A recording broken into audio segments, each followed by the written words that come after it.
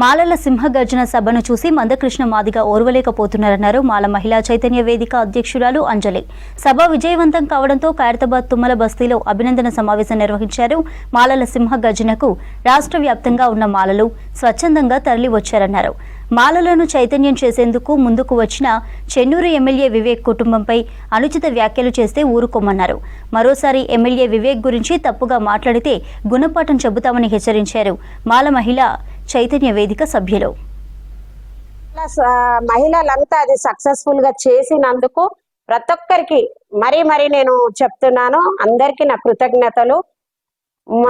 ఇదే 30 సంవత్సరాల నుంచి మనం పోరాడుతున్న ఏదైతే ఎస్సీ వర్గీకరణ అని మనం అనుకుంటున్నామో ఆ ఎస్సీ వర్గీకరణ అది మందకృష్ణ మాదిగా నువ్వు అనుకుంటున్నావు 30 ఏళ్ల నుంచి నేను పోరాడుతున్నాను, నేనేదో సాధించానని.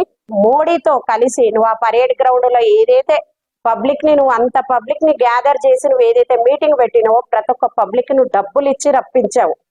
ఇది మేము డబ్బులు ఇవ్వకుండా మా జాతి కోసం మేము పోరాడి ఇంటింటి నుంచి, బస్తీ నుంచి, వాడ నుంచి, జిల్లాల నుంచి, ప్రతి ఒక్క చోటు నుంచి మా మహిళలందరూ కలిసి ఆ పరేడ్ గ్రౌండ్ ని మేము పూర్తిగా విజయవంతంగా చేసినందుకు మేము అందరం గర్వపడుతున్నాము.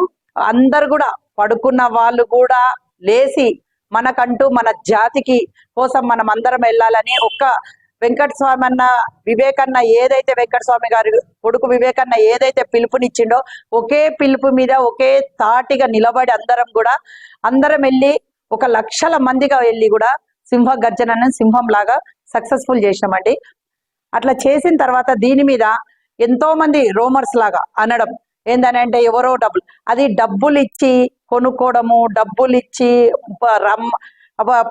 సభకు పిలిపించుకోవడము, అది కొంతమందికే. అది డబ్బులు ఎవరైతే అనుకుంటారో అది వాళ్ళు చేసే పని. ఎవరి కోసము మేము ఎలాంటి విమర్శిస్తలేము, ఎవరిని కూడా మేము తిట్టట్లేదు, ఎవరిది దోసుకొని తినట్లేదు. మనం అందరం అన్నదమ్ముల్లాగా ఉన్నాం, అన్నదమ్ముల్లాగానే కలిసి ఉందామన్నా.